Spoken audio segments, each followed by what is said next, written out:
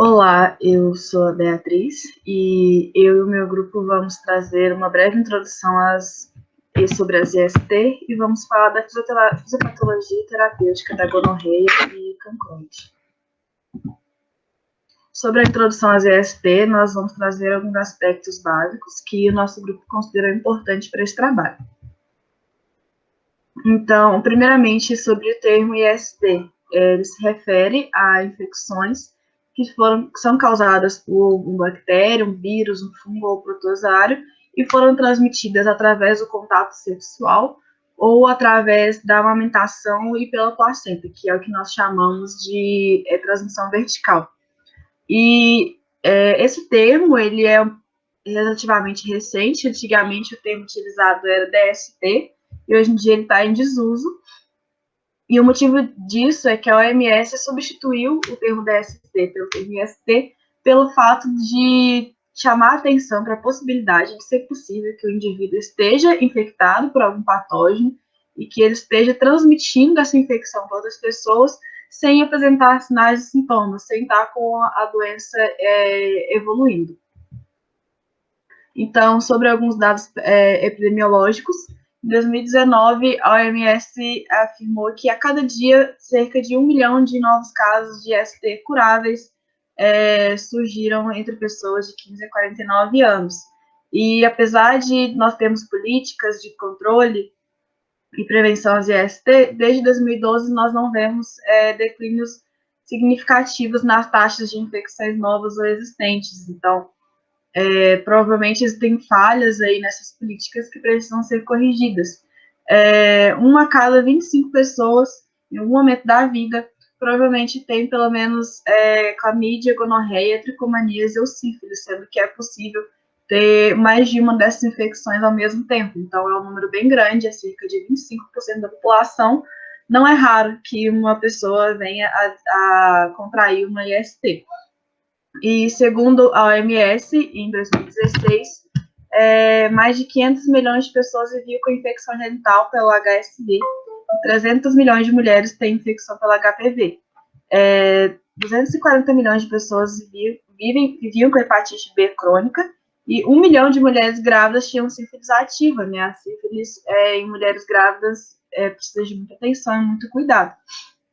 E tem-se que a gonorreia e a clamídia são as principais causas do desenvolvimento de DIP, que é a doença inflamatória pélvica em mulheres, que consiste na inflamação dos órgãos ali da região pélvica e pode ser muito grave, pode levar à infertilidade dessa mulher. Então, aqui é só um mapa mostrando a distribuição da incidência de ISTs curáveis por região do mundo. Não é um mapa muito atualizado, mas nele dá para ver que a região da América, né, é uma das maiores, com maior incidência de ISTs curáveis, sem considerar, claro, que a América é uma das regiões mais populosas do mundo.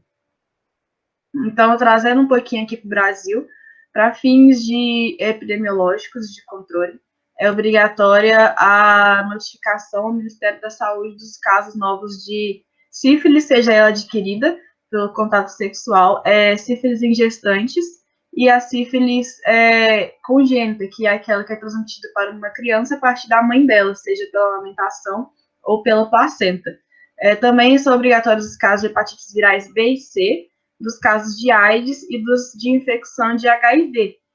Lembrando, claro, que estar infectado com HIV não é sinônimo de estar com AIDS, então essa infecção pode ser através de um contato sexual ou uma gestante infectada, uma parturiente, que é uma mulher no momento do parto, uma puérpera, que é uma mulher no momento do pós-parto, e uma criança exposta ao risco de transmissão vertical pelo HIV, ou seja, na amamentação. Tem-se que o principal comportamento de risco é a falta do uso preservativo durante as relações sexuais. Aqui nós trouxemos alguns dados sobre a sífilis e o HIV, que é para tentar dar um panorama geral de como está essa situação. Então, em 2018, foram mais de 150 mil novos casos de sífilis, que é uma infecção que tem aumentado muito nos últimos anos, e 62.600 em gestantes. É uma taxa de detecção de 75,8 para cada 100 mil habitantes.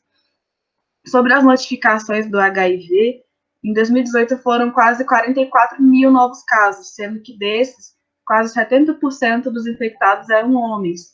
E, parando para analisar esses homens, 51% desses homens eles tiveram esse contato através de uma exposição em uma relação homossexual ou bissexual e 31% a uma exposição heterossexual. Então, é importante a gente ressaltar que a taxa de infecção por pessoas heterossexuais é muito alta. Então, precisa a gente tomar cuidado quando a gente diz que, quando a gente fala sobre coisas que falavam anos atrás, né, que ter HIV, que acabou caindo para ter qualquer IST, é coisa de homens que se relacionam com outros homens, porque atualmente, 2021, essa fala pode estar carregando um pouco de preconceito, visto que a taxa de infecção por homens heterossexuais está bem alta. As mulheres, elas têm aí 31% das infecções para HIV e tem-se que 86% delas é através do contato heterossexual, mas na virologia nós estudamos que a transmissão de HIV entre mulheres em relações homossexuais é muito difícil e tem poucos casos documentados, então talvez esse número seja diferente desse apresentado aqui pelo boletim HIV/AIDS de 2020, do ano passado. Então, aqui é um gráfico mostrando a taxa de infecção, a taxa de detecção de AIDS no Brasil e em cada região. Então, a linha preta, se olhar ela, que aqui representa o Brasil, ela diminuiu, mas não muito. E apesar de ter diminuído a taxa de infecção na região norte, ela aumentou e foi um aumento considerável, né? Então, como eu falei, nós temos políticas de controle e prevenção às IST, mas é possível que nós tenhamos que rever algumas dessas políticas.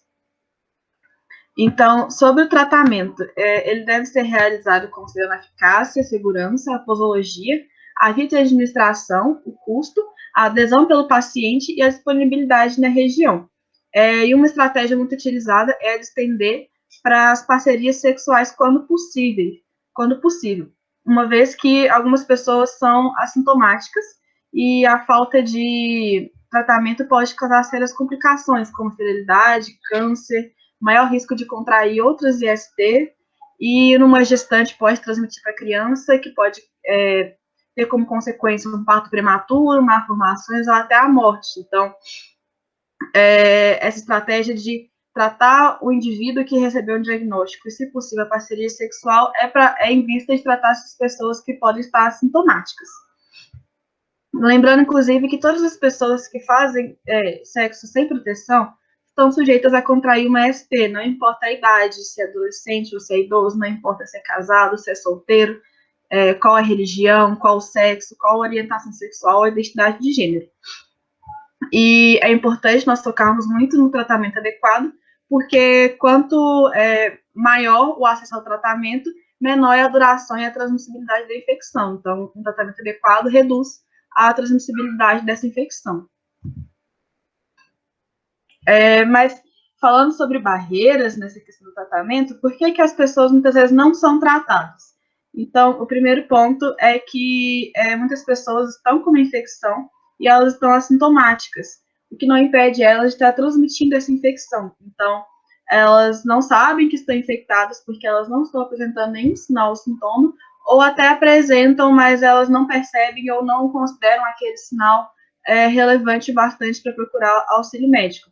E nós temos as pessoas sintomáticas, que às vezes por motivo de vergonha, de medo, de culpa, elas não procuram atendimento médico para se tratar, ou até procuram curandeiros, ou se automedicam, ou então muitas vezes até procuram um serviço médico, mas por falta de preparo dos profissionais de saúde naquele serviço de atendimento, ela não tem um diagnóstico correto e, consequentemente, não tem um tratamento correto. Então, no final, podemos dizer que apenas uma pequena proporção das pessoas que estão com IST chegam à cura e evitam que se reinfectar novamente e transmitir essa infecção para parcerias sexuais.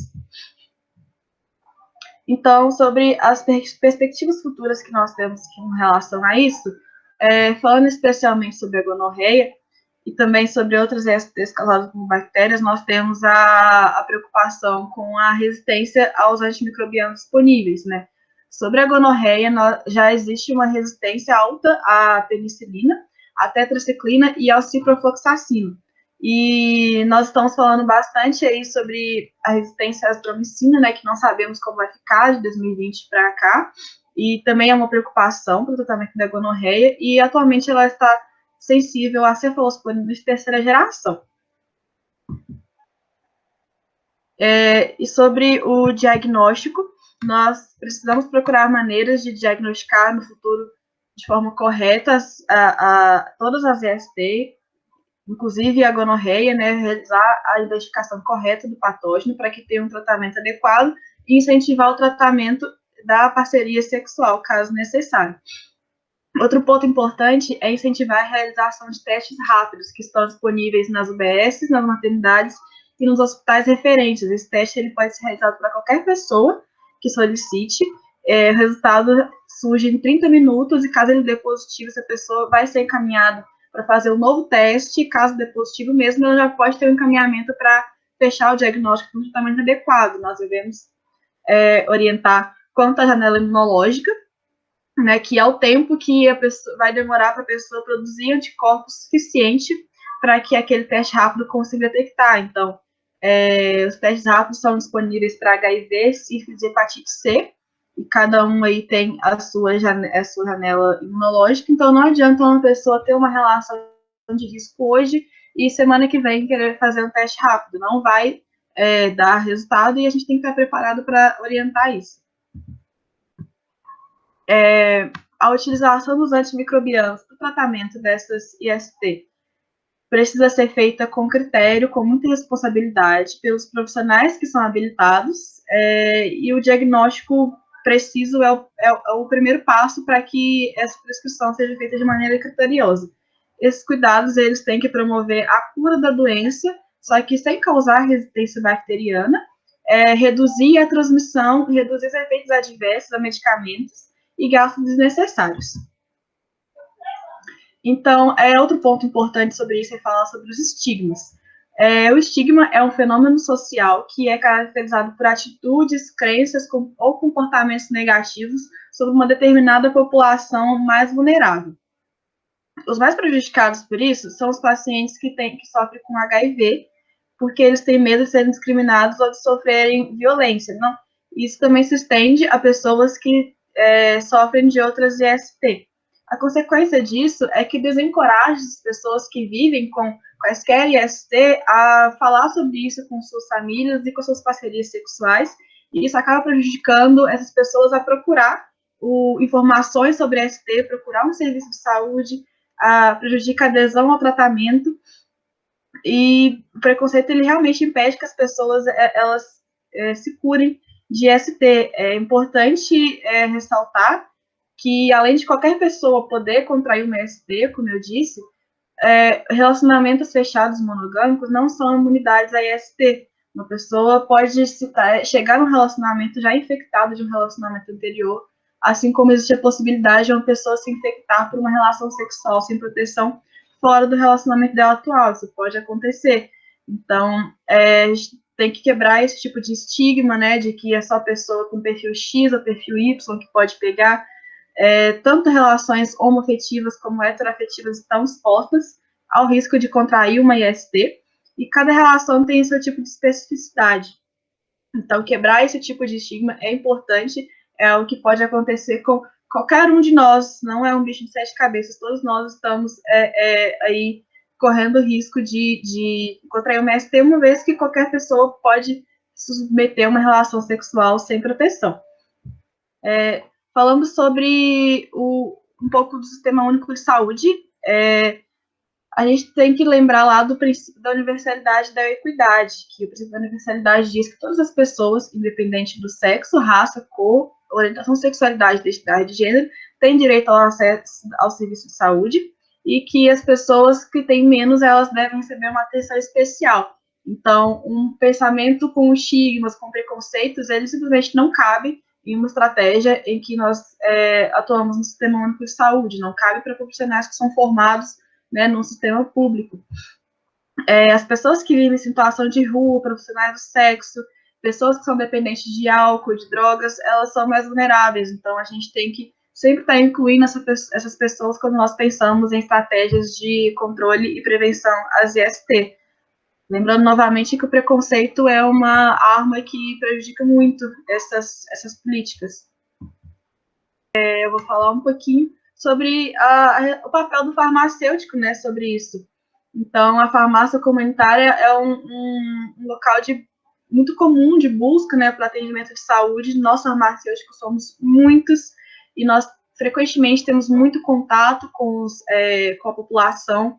Então, as farmácias devem ser consideradas locais de intervenção para divulgar e disseminar práticas em educação sobre isso e acolhimento e em controle.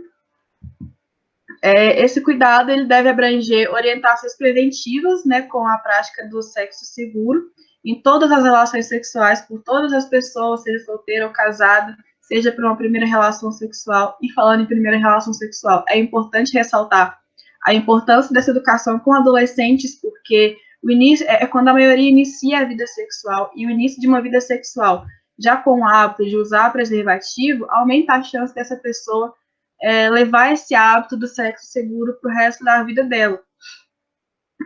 Nós temos que estimular o tratamento, estimular a adesão terapêutica, falar sobre a realização de testes rápidos para poder diagnosticar, e temos que fazer a orientação correta sobre a procura dos serviços de saúde, né?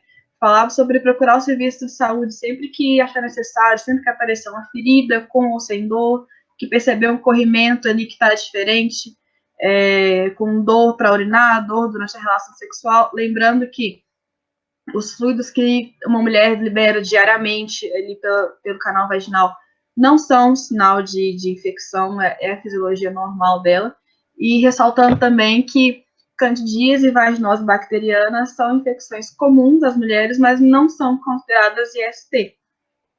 Orientar pelo aparecimento de verrugas na região anal e na região genital. E nós temos também que procurar fortalecer, né, o preparo dos profissionais de saúde para fazer esse acolhimento de portadores de IST, de suas parcerias sexuais, da família, etc. Sempre a orientação sempre deve ser de modo a minimizar a culpa, a vergonha, o medo, incentivar o sexo seguro sem terror psicológico, sem provocar medo, e lembrando que ninguém fica doente do nada, né?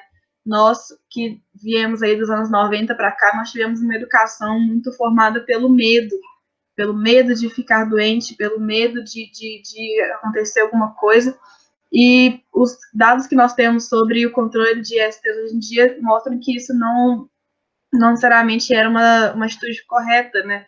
Então, a educação, a estratégia atual de educação, ela não vai pelo medo.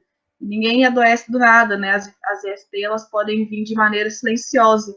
E as pessoas têm que se empoderar né, o autoconhecimento é o melhor caminho para poder evitar isso.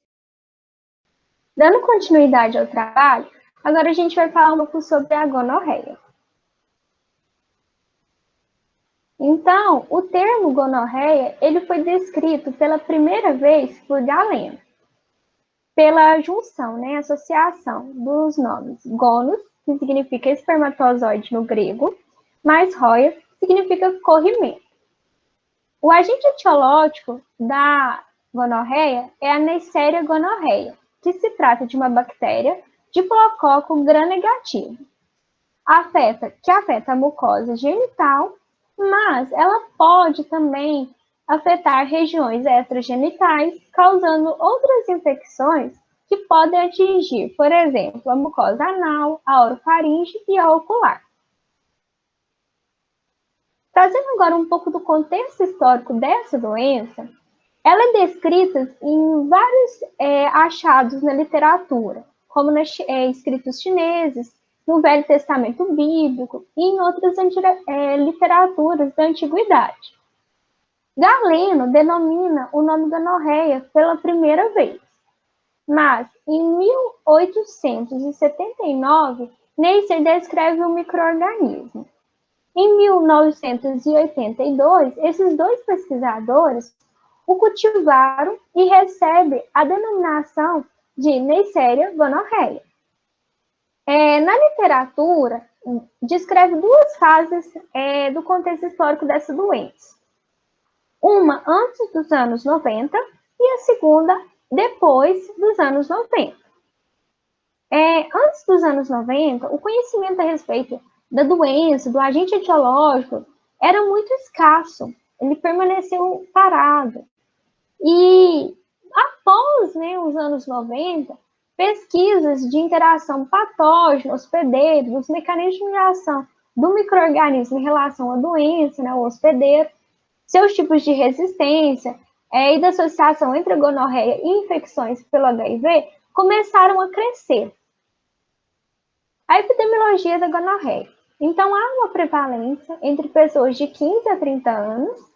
Ela comete ambos os sexos, mas ela é mais prevalente no sexo masculino. Mundialmente, aproximadamente 78 milhões de casos por ano são registrados. A resistência da Neisseria gonorreia vem sendo evidenciada ao longo dos anos em relação a antibióticos, e isso reduz as opções de tratamento. Existem dois modos de transmissão da gonorreia. Primeiro, o contato sexual, oral, genital e anal, e a transmissão vertical, que é durante o momento do parto. Isso leva a uma complicação chamada conjuntivite purulenta do recém-nascido, que pode levar à cegueira. A fisiopatologia da gonorreia. Ela infecta a mucosa genital, mas pode afetar a nasofaringe, ocular, a mucosa anal. Leva os danos causados pela ativação da resposta imune inata em relação à Neisseria gonorreia, porque essa bactéria ela não expressa toxinas potentes. Mulheres apresentam a forma sintomática, levando à infertilidade, e pode acontecer a infecção disseminada.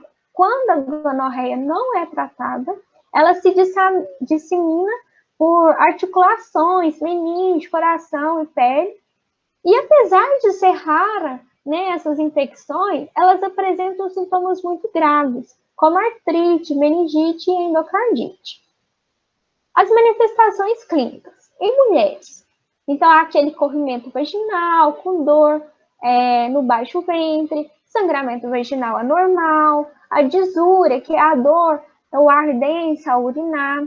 As complicações envolvem, então, infecções nas trompas e ovário, a gravidez ectópica, a doença inflamatória pélvica, a DIP, e a infertilidade.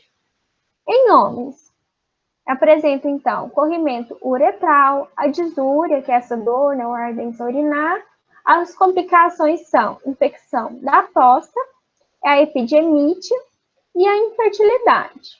E em recém-nascidos, é aquele agravo que eu disse, que é a oftalmia neonatal. Muitas vezes leva a cegueira e, se não prevenida ou tratada adequadamente, o recém-nascido fica cego. O diagnóstico. Então, primeiro faz a coleta da secreção genital ou extragenitais com o suave, a coloração GRAM, o isolamento por cultura em meio seletivo, o timer MATIN modificado e a amplificação do DNA por PCR. O tratamento. Então, a infecção que acomete a uretra, colo de útero, reto, faringe, o tratamento consiste em ceftriaxona 500 mg intramuscular, dose única, mais azitromicina 500 mg, 2 comprimidos, via oral, dose única. Já as infecções que são disseminadas, é tratado com ceftriaxona 1 grama intramuscular ou intravenosa ao dia, tratamento no mínimo de 7 dias, mais azitromicina 500 mg, 2 comprimidos, via oral, dose única. Já a oftalmia neonatal é tratada com ceftriaxona 25 a 50 mg quilo por dia, porque isso vai depender do peso do recém-nascido, intramuscular, e não deve ultrapassar 125 miligramas em dose única. Por fim, as medidas de prevenção. Então, o uso de preservativos durante o ato sexual, encaminhar o parceiro sexual para uma avaliação, né, o diagnóstico e tratamento, se caso for, né, o diagnóstico positivo para gonorreia, abstenção do ato sexual até a conclusão do tratamento, que é muito importante. E quanto, né, ao trauma neonatal, deve ser tratado com nitrato de prata ou tetraciclina a 1%, aplicação única, na primeira hora após o nascimento, para não acontecer aquele agravo da conjuntivite purulenta do recém-nascido. Então, falando agora sobre a IST cancroide, ela é conhecida e popularmente conhecida, muitos já devem ter ouvido falar, como cancro mole, ou também como cancro vênero ou cancro de Ducrey. Esse Ducrey é devido ao agente causador, né? Ela é uma infecção que ela vai causar uma úlcera genital, e essa úlcera genital, ela se manifesta através de lesões erosivas, que elas podem ser precedidas por pústulas, né, ou não, por pústulas que são pus e ou vesículas, né, é um aparecimento aí, uma elevação da região. E também acompanhada de dor ou não, um ardor prurido, né, uma coceira. Agora, falando sobre a epidemiologia, o agente causador é a bactéria Haemophilus ducreyi, e é um cocobacilo gram-negativo, cujo período de incubação ele dura aí em torno de 3 a 5 dias, ele pode estar se estendendo por até 2 semanas. Ele afeta ambos os sexos, né? Onde a infecção ela se dá através da relação sexual desprotegida, onde há a ruptura do epitélio e aí a posterior causa da infecção, onde o risco de infecção em uma relação sexual é de 80%, sendo principalmente afetados os homens. Em particular, os jovens e adultos, né, adolescentes, e a queixa de uma úlcera genital, ela não é a exclusividade das ISTs, ela pode estar associada à infecção inespecífica causada por vírus, fungos ou outras bactérias, no nosso caso aqui ela é causada por uma bactéria. Né? Então, é por isso que é importante o diagnóstico, tanto clínico quanto o diagnóstico também microscópio, onde hoje a microscopia ela é a única opção de teste laboratorial no SUS para estar auxiliando no diagnóstico etiológico dessas úlceras genitais. Então, as manifestações clínicas no homem, elas são mais frequentes no frênulo, que é essa parte posterior, no sulco balano prepucial. Na mulher, ela é presente na fúrcula e na face interna dos pequenos e grandes lábios. Então, 30 a 50% dos pacientes, a bactéria atinge os linfonodos lignocrurais, ou bulbão, que são linfonodos na região pélvica, sendo que a bactéria atinge, eles sendo unilaterais em 2/3 dos casos, e ela é observada quase exclusivamente no sexo masculino, pelas características anatômicas da drenagem linfática. E essa inflamação aí, causada nos linfonodos, ela causa geralmente uma elevação do linfonodo, que ele fica inchado, e em algumas vezes, né, acontece a expulsão aí de um pus através desses linfonodos, né, desse linfodema. Então, as lesões, elas são dolorosas, elas são múltiplas, principalmente devido à autoinoculação. Então, como podem observar aqui nas imagens, a borda da lesão é irregular, ela vai estar apresentando uns contornos eritemato-edematosos e de fundo heterogêneo, né, como dá para ver aqui. Recoberto por exudato necrótico amarelado, aqui, com odor fétido, né, um odor ruim, que quando é removido, como nesse caso aqui, ela vai ter um tecido de granulação com sangramento fácil, como está vendo aqui, né, a presença de sangue. E aqui a presença de um pus, ó, um pus com corrimento, que é a presença do pus nos órgãos genitais, que ela vai aparecer principalmente no pênis e na vulva, que é a parte externa da genitália feminina. Aqui na genitália masculina, no pênis, aqui no frênulo, aqui já está a presença dessa parte aqui revelando sangue, ó, aqui o pus, já no pênis. O diagnóstico, como que ele é feito? Como foi falado, né, no SUS, o diagnóstico através da microscopia, onde é feito a coleta do material biológico, que é aquele exudato seroso na base da lesão, livre de eritrócitos, né, as células aí, do sangue, e outros organismos e restos de tecidos.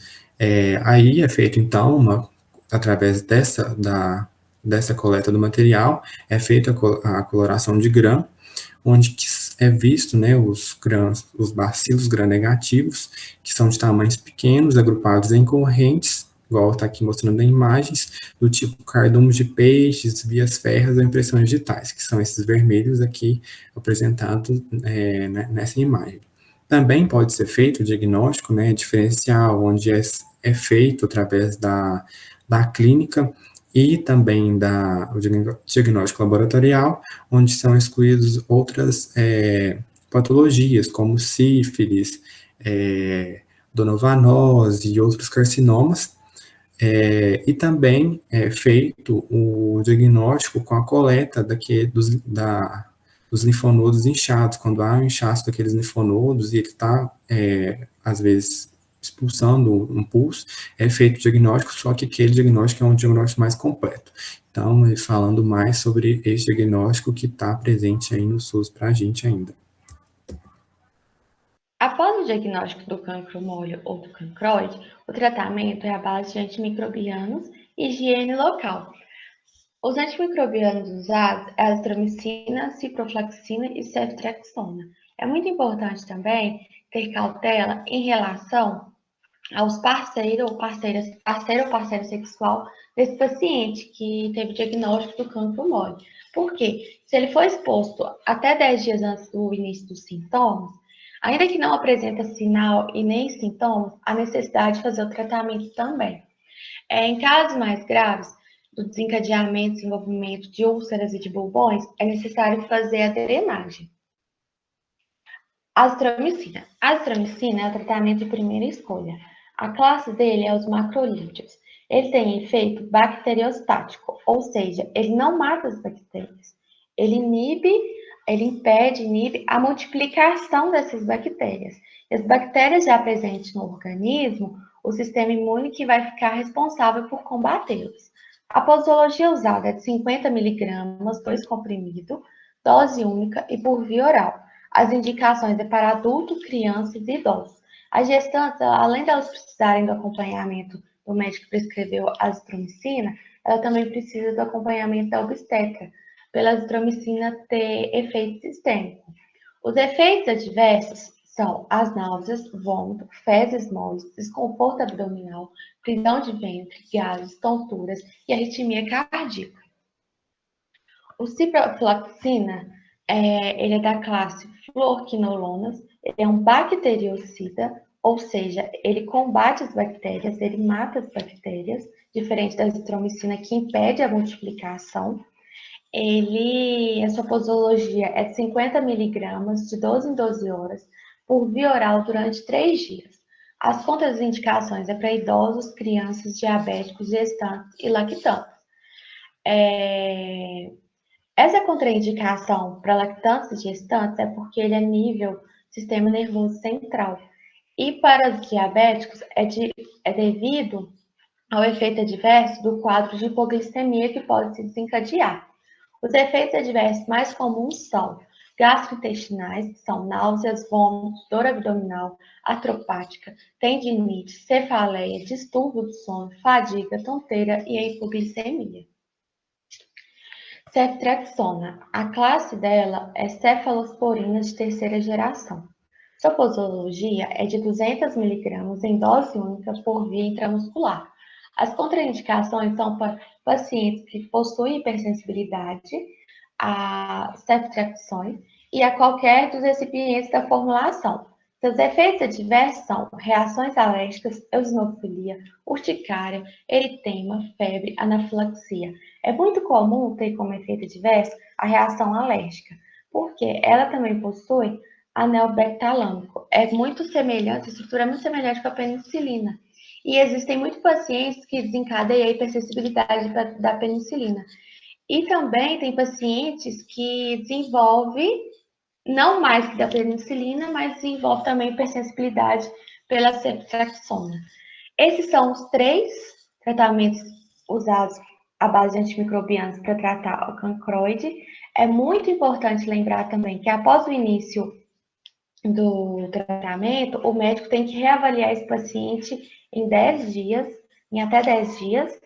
É muito importante também evitar o ato sexual até que essas feridas elas cicatrizem.